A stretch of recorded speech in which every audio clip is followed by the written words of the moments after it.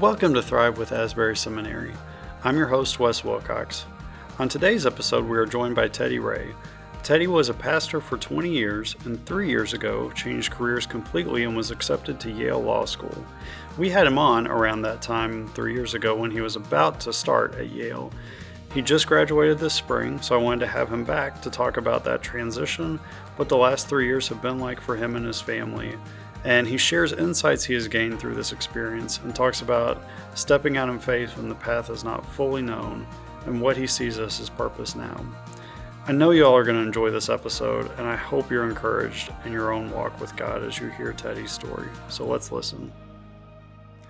Well, hey, Teddy. Hi. It's good to have you back on the show again. Yeah, and third time. I know. Yeah, you might be but first with you. That's true. Yeah. Yes. But yeah, it's great to have you back. I think the last time was around 3 years ago. That's right. So if you want to tell people kind of, you'd been a pastor for 20 years right at that point, and I knew you from almost 20 years ago. Yeah. And met you playing worship in the offering service. And so catch people up who may not have heard that episode, or it's been a while since they've heard that. You've made a very big career change and just life change in general. So if you want to tell everybody a little bit about what that change was like 3 years ago. Yeah, sure. So change probably began, let's see, the big change actually occurred about 3 years ago. And it probably began about 4 years ago, 2020, just before COVID, and really grateful that it was before COVID. I just had this real unrest, and I couldn't pinpoint it. I wasn't sleeping well. I wasn't eating right. I was incredibly emotional and just like crying daily. And that may be normal for a lot of people, and it's perfectly okay when it is. For me, my wife didn't see me cry for the first 5 years of our marriage. So like this was very abnormal. And I was like, what is wrong with me? But just this sense, and I just kept saying, something is not right. And more particularly started feeling like it was to do with, I didn't feel like I was in the right spot anymore. And in ministry. And that was really difficult because ministry was really good. I loved pastoral ministry and really just always assumed it was the rest of life. And then COVID hit, and actually for me was kind of a grace because I was like, okay, I don't know what that weird feeling was, but like we buckle down now. We don't think about that anymore. And so I stopped thinking about it for a while, but then come mid to end of that summer, it really came back. Just this, I'm not sure I'm in the right place anymore. And for me, it was not, a lot of people talk about kind of this like felt calling to something else. And for me, it was not that at all. It was you are not in the right spot, not you need to go to that spot. And so, I mean, you could also call it midlife crisis. And who knows, that could have something to do with it. But started just assessing, like, am I in the right place, and what should I be doing if I'm not? Yeah. At the same time, I maybe because during COVID, I think decisions of our public officials became much more prominent than ever. The interaction of the law and churches was hitting differently. Because churches are trying to figure out, do we continue meeting in person? Do we continue meeting in person when we're being told not to? What's legal? What's constitutional? I start reading judicial opinions, Supreme Court opinions. It starts with some of those interests, and then it just became this broader interest where as the Supreme Court's issuing opinions, I'm reading them front to back. Wow. And those are not short. Right? Many of them are not. Yeah. Yeah. But I found them fascinating. Yeah. And just more broadly had this developing fascination with the law and really the ecosystem it creates for all of us. Like we live in our society according to how the law structures it. And really more than anything, just thought I was developing this weird avocation I was also part of something called Leadership Lexington that I think had a lot to do with that. Incredible program. Mm-hmm. And we just were exposed to a lot of different leaders across the city and a lot of different city functions. And so much of that was legal or legal adjacent. And so all of this kind of hitting in that world. And I started saying to my wife, if I were 10 years younger, I think I might go to law school. But it wasn't a real consideration. It was truly like if I were 10 years younger. Yeah. But sadly, I'm not. Yeah. And on my 40th birthday, I end up in the passenger seat of our car. She had planned a 40th birthday trip. And on the way back, she's driving, and I'm taking career tests in the passenger seat because somebody had said, you probably haven't done this since you were in college. You're a different person now. You should really consider taking these again. So I took like 8 of them. And all of them, they keep churning out all of these legal or legal adjacent sort of careers. Mm-hmm. And I say again, if I were 10 years younger, I think I might go to law school. And Emily, my wife, says, look, you will never be 10 years younger, but God willing, you'll be 10 years older. So like, what are you going to do? Is this something you would seriously consider? And I start seriously considering it really that day for the first time. Wow. And there's this rapid, then how would it look for me to leave ministry and go to law school? Yeah, because that's not a small consideration when you felt like that was it for your life. Yeah. That was what you were doing. Yeah.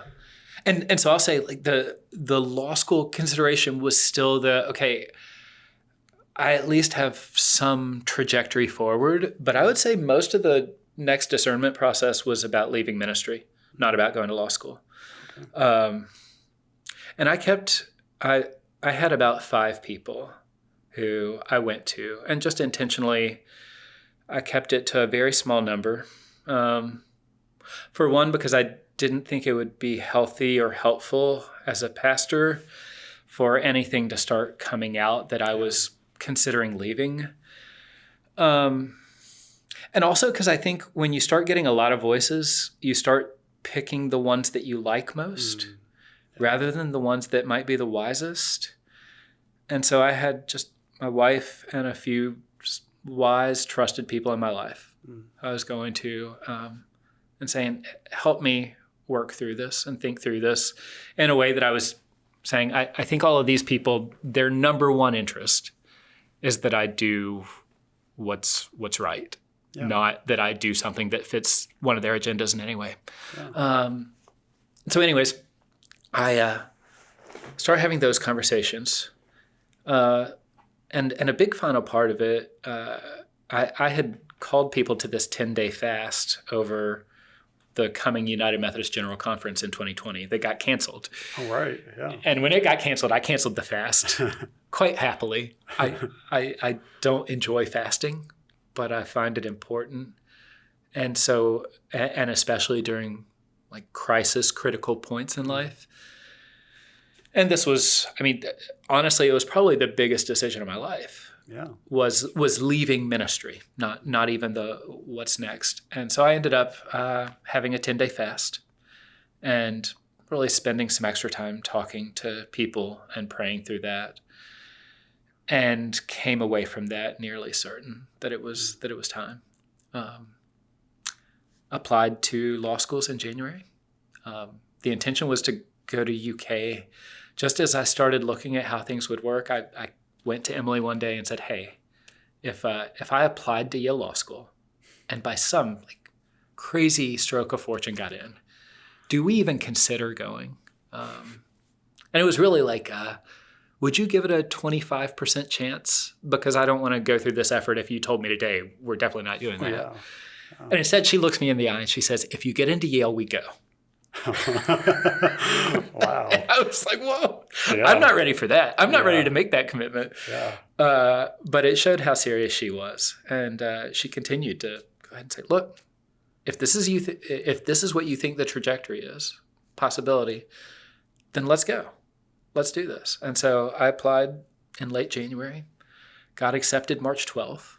And it was as I saw I knew that the Dean of Admissions called from a New York number, and I knew that they were calling for admissions that day. And so I'm actually in the car driving to Wilmore for something in a storm, and my phone has a New York number pop up. And there's just like this moment before I answered where I was like, everything just changed. Yeah. I had already talked to my lead pastor at that point. We had already named that I was going to leave the church and leaving ministry, and that I would wrap up in June. But we didn't know that we were leaving Kentucky yet.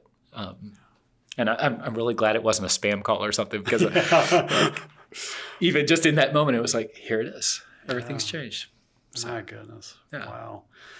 So that's a huge thing to know.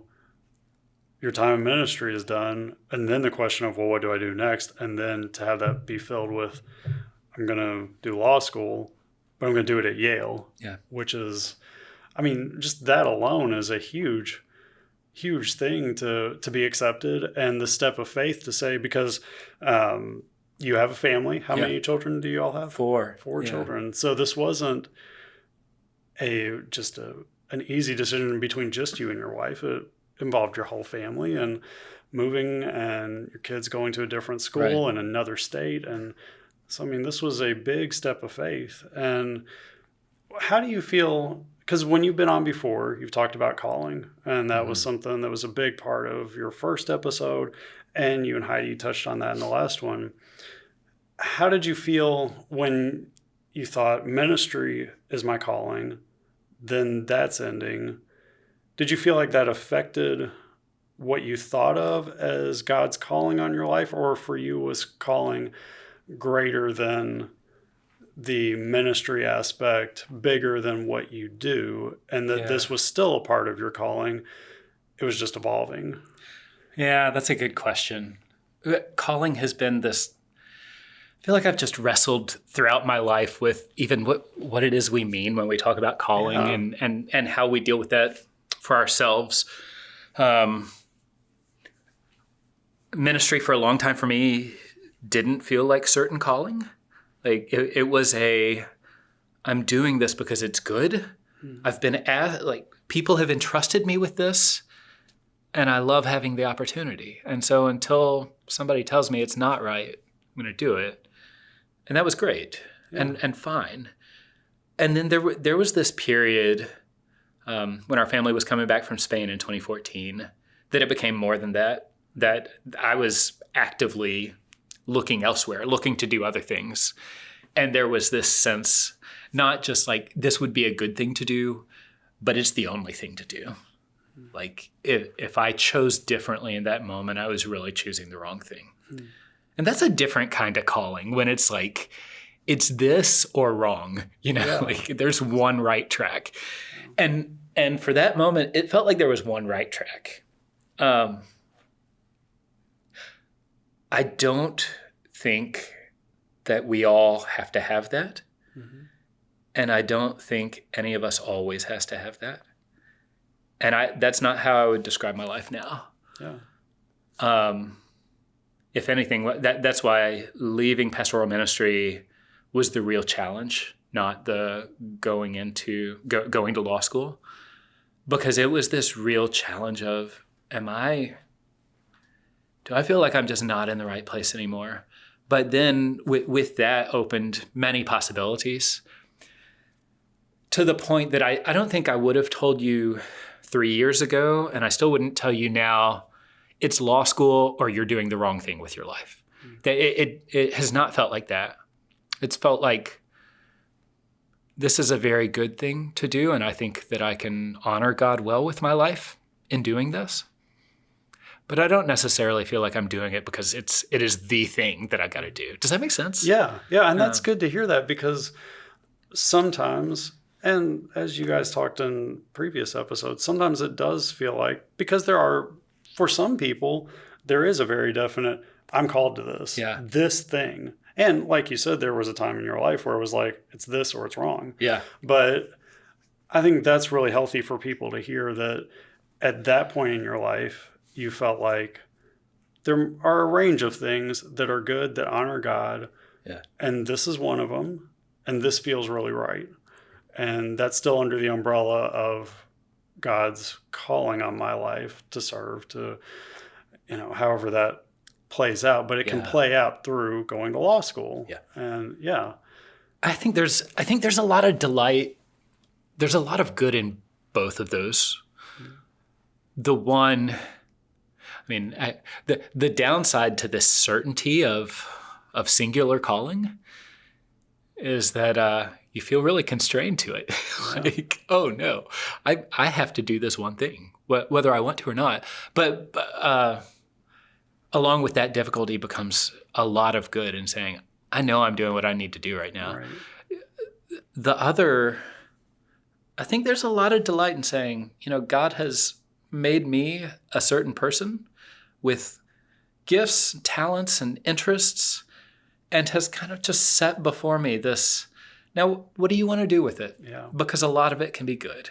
Yeah. And I think we can celebrate that. Yeah.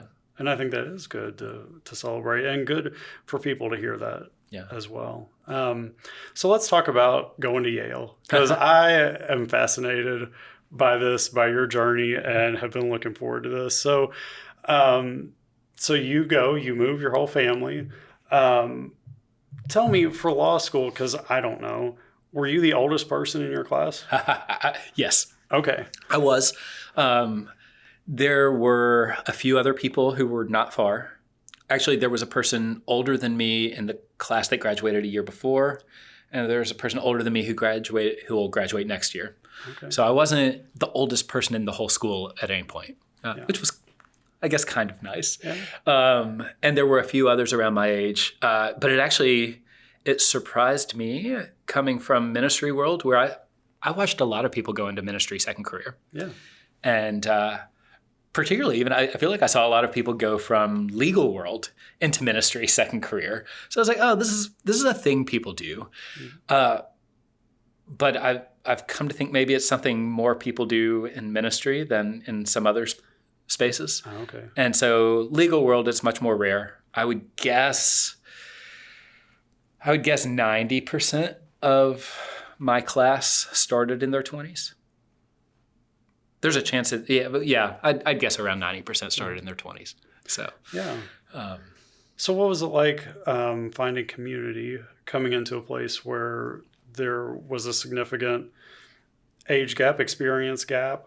Yeah. You had almost half a career, if not more, and the folks you're around day to day in class, they haven't even started a career yet. So what was it like finding community, and how did you do that?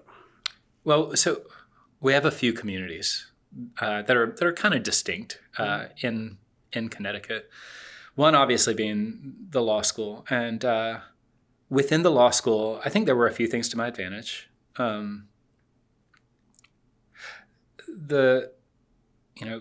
Even take a 25, 26-year-old who's at Yale Law School.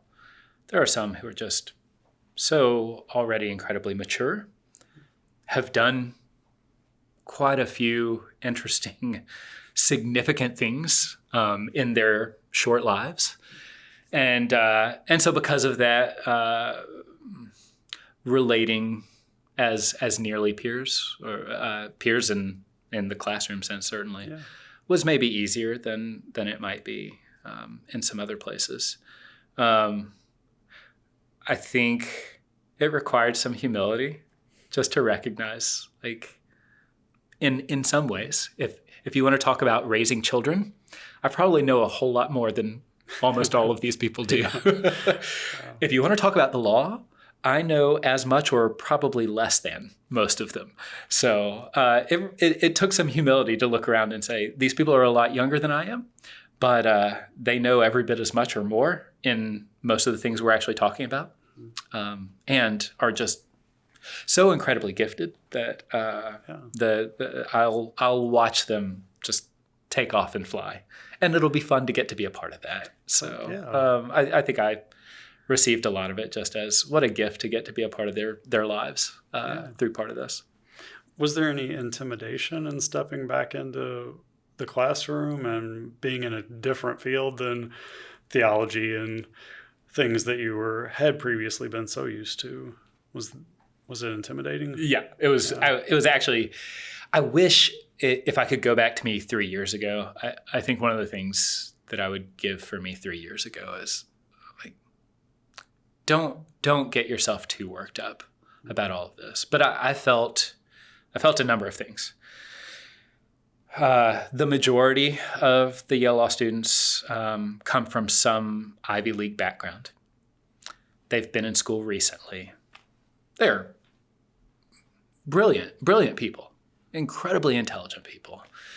I was like, I'm a total foreigner to this world. It's been a long time since I've been in school. I've never been in any Ivy League institution, both for just like anything that may go with the kind of learning there, and certainly also even just the social learning and social cues. And so I felt my outsiderness in almost every way.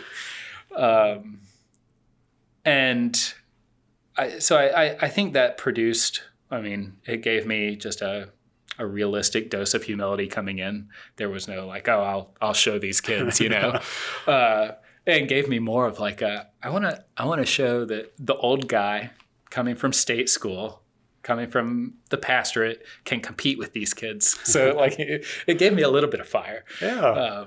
And I think it was good for that. That's good. Yeah. So how do you think your 2 decades as a pastor prepared you for this? Do you feel like your time as a pastor gave you any preparation that you may not have had doing something else before going to law school? Oh yeah. More than I realized.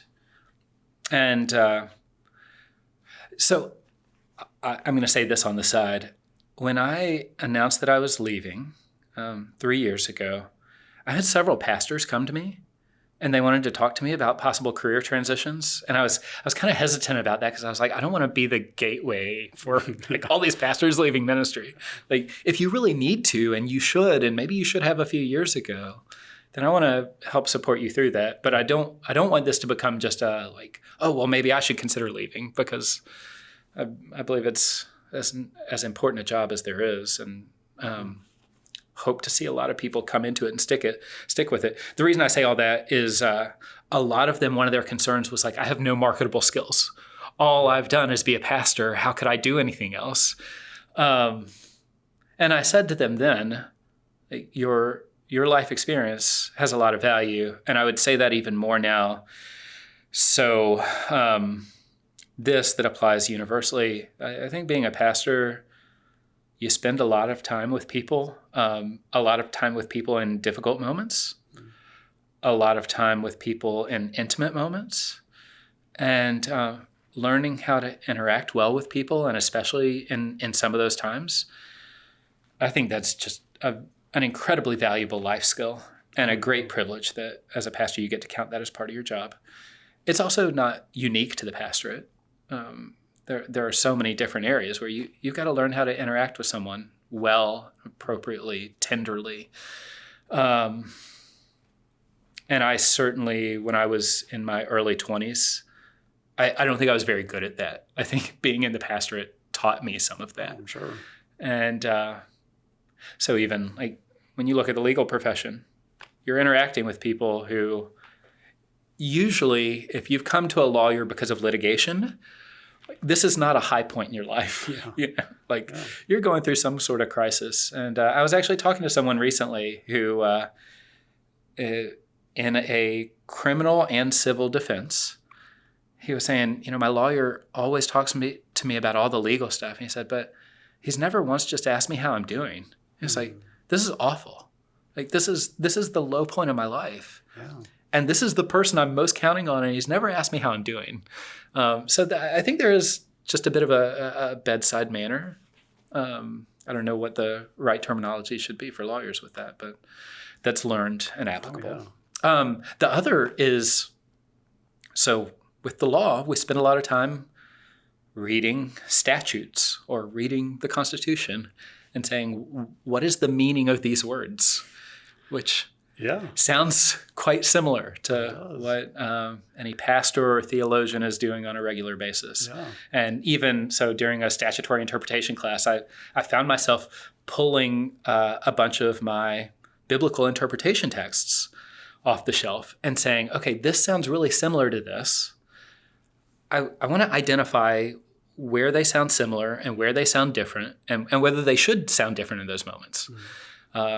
Because for Christians, when we're reading the scriptures, we say this is divinely inspired. And we don't quite say the same of certainly statutes or even the Constitution, and we shouldn't.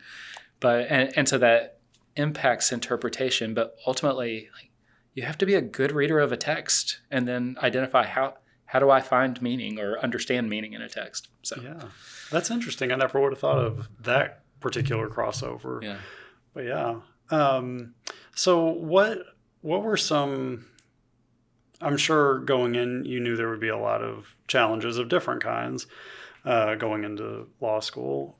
What were some of the things maybe that were unexpected that you felt were helpful growth points or whatever, either for you personally, for your family, whatever, some things that maybe you didn't expect going into this? Yeah. I'll share some about me and some about family. For me, so as you said, I was a pastor for 20 years. It was my full adult life. So this was my first time confronting identity questions, not as a pastor.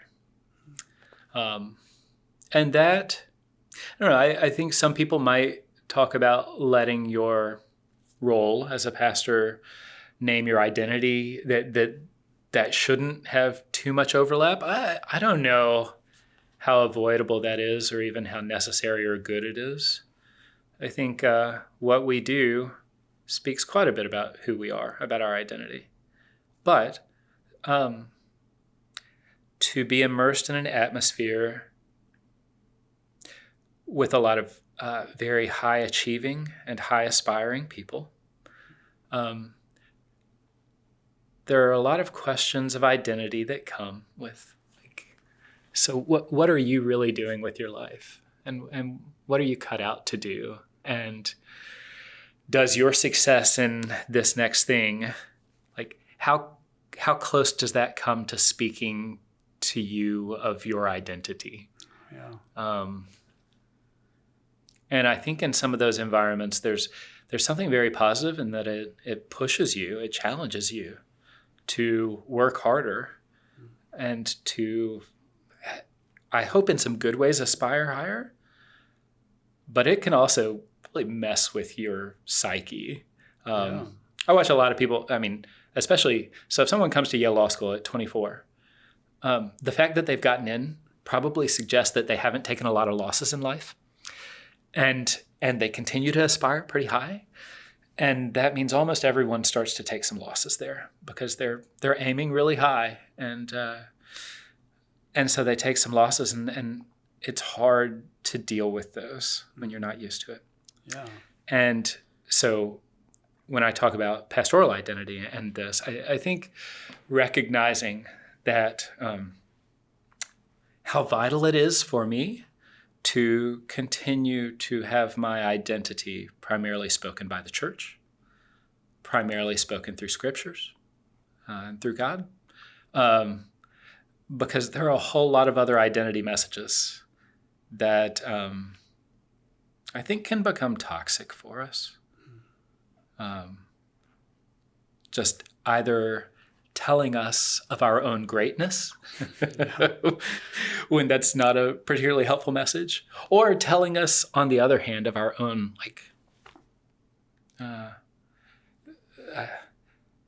speaking in an entirely negative way to us about being a failure and not being able to measure up, rather than those that say we find our identity in Christ and we are children of God and God has put us here and for good works and his works, and to delight in him.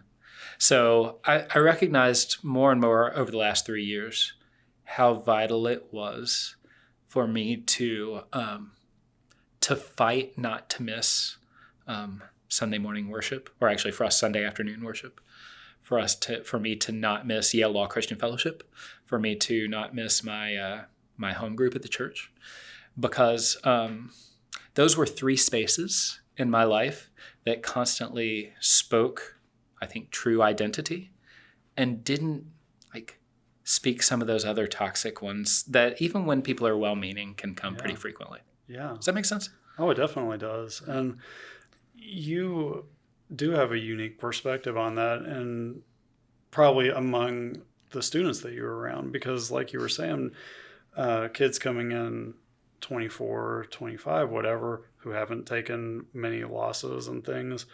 And just in general, you can have your identity pushed in a lot of different directions when you're in college. And you're hearing a lot of things that maybe you were never told about before or whatever. And that's got to be a really hard space, especially when you compound it with high achieving people who there's a lot of pressure and a lot of just not academically, a lot of things expected of you and all that. So there again, do you think your experience as a pastor, were you able to speak into some other students' lives and kind of help them if they were maybe struggling in that area with their identities and with the disappointments that were coming from things they were facing? I hope so. I think so. And that's, again, I came in with this real awareness. I'm older, but I am in many ways a peer right now. And I think I was actually too reserved at first, and became more emboldened as time went on to say, hey, here is something that I have to offer you, which is I have sat with a lot of people through my life and tried to speak to them about true identity. And I think I can do that for you, not as your pastor or anything else, but just as a friend who sees you and says, hey, don't let great success or great failure right now dictate to you too much about who you are. And so especially when I say some people taking their first losses, to try to grab them and say, you're okay. There was one class I had that a professor was kind of known to just come after someone each class. So it was once a week, 13 classes. And so there were like 13 people. And I think there were maybe 24 of us in the room. So you look around and you're like, okay, what are my odds of just making it through? But I made it a practice after the first few weeks to find the person from that class who had become the scapegoat and catch them afterward and say, how you doing? And some of them were like, one of them in particular, I remember him saying, it's going to happen to all of us at some point. Today was my day. And then others who were just really crushed and trying to pick themselves back up. And so just to seek somebody out and say, you doing okay? I think goes a long way. Yeah. And being a literal peer of them going through the same things, that is good to have somebody, a friend, like you were saying, who can just come alongside them and be like, hey, it's going to be okay, or whatever. So were you ever the subject of that professor? I made it, but probably because there weren't 24 weeks of class, he didn't get to everyone. So I made it through. What were some of the most enjoyable experiences, either with a specific class or something, but in your academic side of things, what was some of the most enjoyable parts of it? Yeah. So I went to law school with this developing love of our constitutional order in the U.S. and our law, and desire to understand it better. And I found a handful of professors who I think really had that same love, especially some who taught constitutional law. So a man named Jed Rubenfeld and another named Akila Marr, who both, I told Professor Rubenfeld at the end of, he taught advanced constitutional law, and I said, I think the primary impact on me from this class is just, it makes me feel more patriotic. Like, I think our nation's founders designed a very good system, not a perfect system, but a very good one that I want us to uphold and keep developing. But I don't want to get rid of it. I don't want to ignore it and replace it with our own ideas entirely. And I think the democratic experiment of the United States is a really beautiful thing. But before we come with too many of our own agendas, I think it's really good, and this is broader, it's good to look back and say, the people who started this thing, what were they doing and what were they trying to do? And is there something to honor in that and uphold in it because it was really good? And maybe that's one of the reasons it's persisted this long. Yeah. And so whether that's, you can apply that more broadly to a denomination, to a faith tradition, to so many others, but to say, like, what were they originally trying to do? And can we grab its core essence and celebrate it before we move on too quickly? And so I found that, especially in some of these constitutional law classes, where they're kind of celebrating this, look what they designed. And we can keep working on this, but look at some of the brilliance and beauty. So I'm sure you got to be very relieved to be done and graduated. Was that just a huge relief to... It was a whole lot of things. Yeah. It was certainly one part relief. And the relief comes from, there are some stressful moments. Like just the period studying for exams and taking exams is just like, with my little fitness tracker. One time at the end of taking an exam, it registered the same as if I had just been running a 5K. Like the heart rate just goes up so much and you're going for 4 straight hours and it feels really intense. And so there's some relief in like, okay, I'm not going to have to do that anymore. There was a lot of grief though too, because it was great. It was such a good experience. And I knew going in that it was going to be a brief one. And said a lot right at the beginning, like, I'm going to wake up and it's going to be over. And I don't want to wake up and it be over and go, I missed the whole thing. Like I didn't make of this all that it could have been. And so really throughout was kind of like savoring and trying to make sure that I was soaking it all in. Yeah. But there's some grief in it ending as good as it was. Yeah. But it's also time.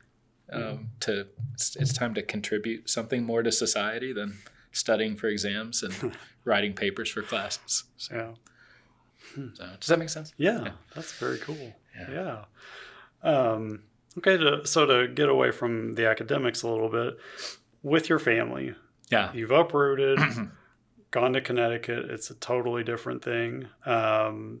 So following you on social media, I see that you have a family movie night thing, and you posted your 100 movies that you guys are watching through. So we can talk about that some, but also what are ways that you guys have been intentional about trying to make stability for your family in the midst of something that is a really big transition for all of you? Yeah. So when we moved, the kids were 14, 12, and 10. They were going into 9th, 7th, 7th, and 5th grades. We have twins. That's why I'm saying the second one twice.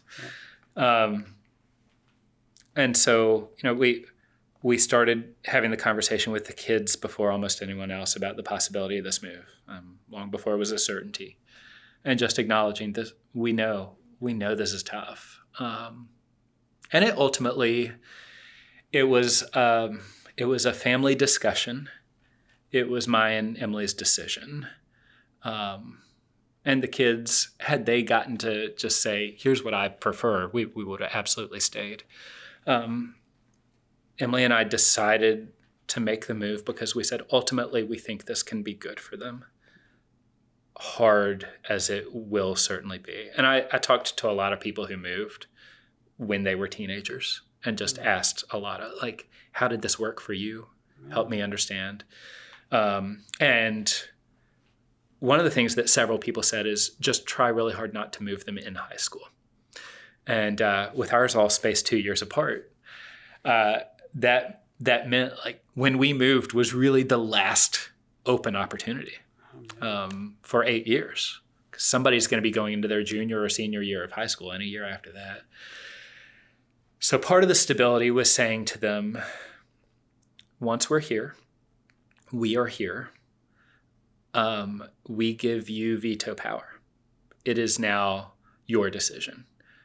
We don't move again. Like we actually, it was challenging. It would have made a lot more sense in a lot of respects to rent. And we were like, we need to buy a house. We need to just go ahead, identify a particular place with a good school system and stick in that community.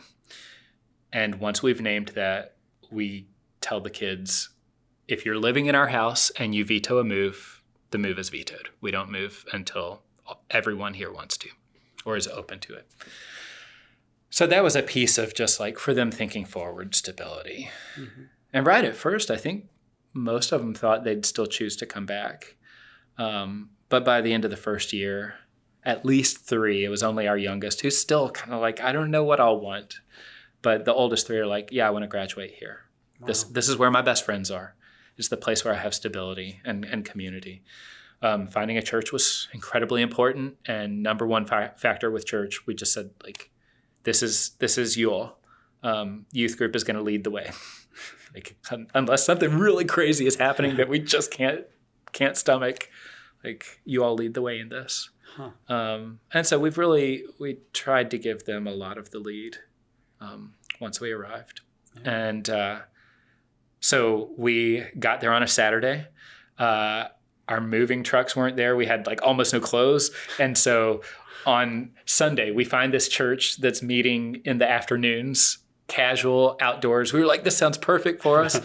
And we loved it and have not left. Wow. So we haven't even visited another church. The church we attended our second day in the state of Connecticut is where we still are. That's amazing. So our pattern, we kind of did this when we went to Spain several years ago, is big move followed by then staying really close to home. And so we've tried to instill a whole lot of quick stability in a new spot, if that makes sense. Yeah. My wife, Emily, has done a really good job. She was talking to some friends a few weeks ago about how she just, especially that first year, really intentionally didn't make other commitments so that she would just be as available as possible to our kids. And I think that was really good. And she's been incredible throughout. Yeah. That's really cool. And that's cool that you talked to other people who had moved as teenagers and to get their thought on how this would affect your kids and everything. Yeah. It's hard. I mean, I'll say, even after having talked to them, it was harder than I expected. And harder on different kids in different ways than I expected. So, it took a good while. And any parents who consider it, don't take your kids for granted and just talk about them being resilient. It's tough. I'm sure. Yeah. How do you think through all of this, well, and we kind of talked about this at the beginning, but how has your view of your personal, let's say, mission going forward, how has that changed for you, or has it changed? Yeah. Because we talked about calling, but do you feel a different purpose, I guess, with all this? Yeah. I mean, not long before making this move, I started writing some about like personal mission statements. Even that Leadership Lexington program I was in, there was something about personal mission statements, and started really reflecting on this. Like, is our life mission, how much is it chosen and how much is it given? And, you go back to the church's catechisms and some of these earlier, like the Westminster Catechism. Like, what's the first question? Is it what is the duty of man? To love God and enjoy Him forever. I'm rusty on this now, but like some of the idea here is, first of all, that's broad, but it's given, not chosen. And I think there's a sense of like, God has created me as a unique person, and with special gifts, and also special things that just are not me. Like if I decided to do, I see the art that you make, and like if I decided to become an artist with my life, I don't know, I would have to derive so much personal joy from that it's worth the loss to the world of me doing anything meaningful, because it would be so not meaningful for anyone else. So like, I think there's a sense in which you say, who have I been made to be? And I think God puts in us a desire to make a positive contribution in the world. And he gives us certain gifts that we can use. And we're not going to be able to use all of them. So I think there's this sense of like delight in who God has made me to be, and identify some good ways that I can put that to use in the world. Mm-hmm.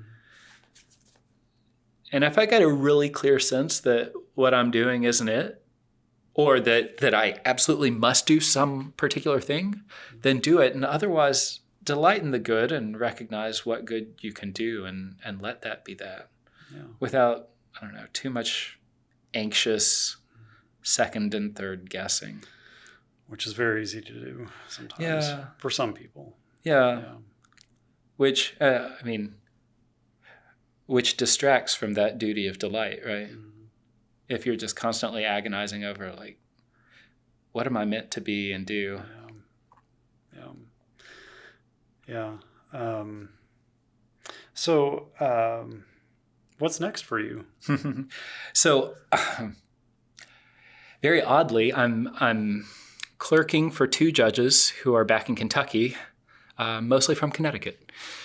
So I had met this one judge, Judge Ben Beaton. He's in Louisville. He's in a federal trial court in Louisville. And met him just before starting law school, and had told him kind of early on, I hope to be applying to work for you one day. And then I sent him this message where I said, hey, wanted to let you know I'm not going to be applying to work for you. Our family has determined we need to stay in Connecticut. And I kind of worked through my own little grief about that, like, all right, this is the right thing to do.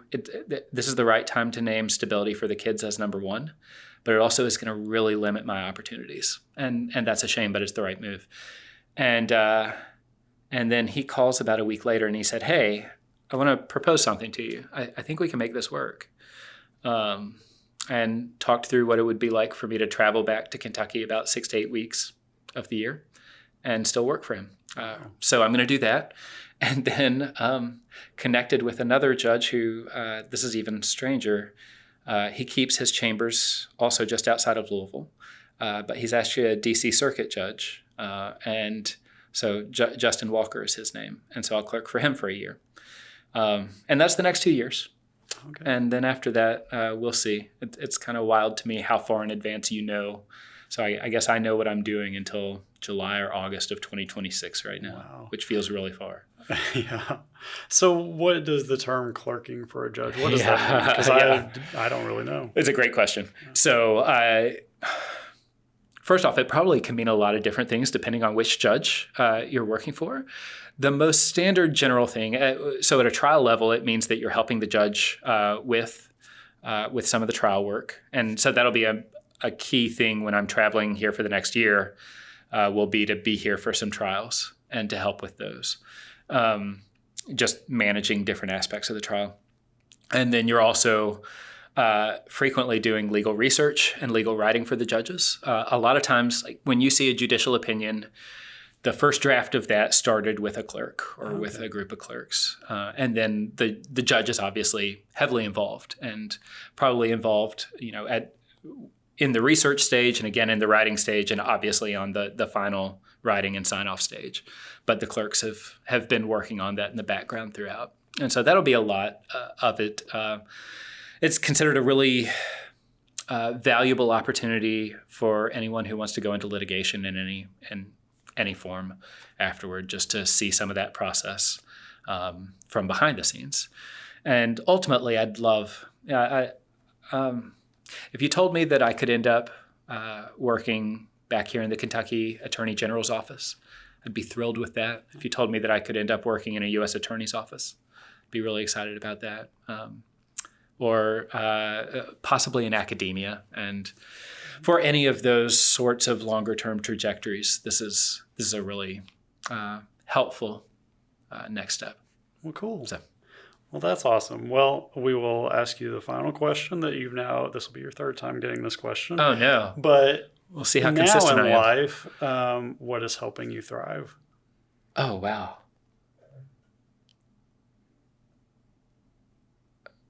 My family.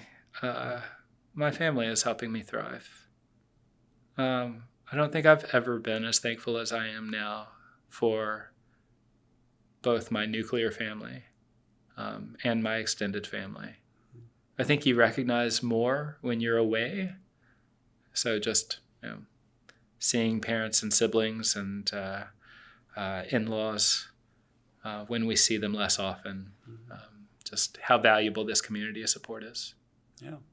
And so someone asked me where some of my primary spiritual formation is coming now. And I've said, well, like actually sitting around the dinner table, like now with teenage children, like talking about faith with them, not, like telling Bible stories to 6-year-olds, but having some really deep, you can have some good 6-year-old conversations too. But when you're talking with teenagers about faith, it's really good, informative. Yeah. Cool. Well, Teddy, thank you so much. And it's great to get to see you again. And it's great having you on here, and fascinating to hear how the last 3 years have been. So thank you very much. Yeah. Thank you. I love this.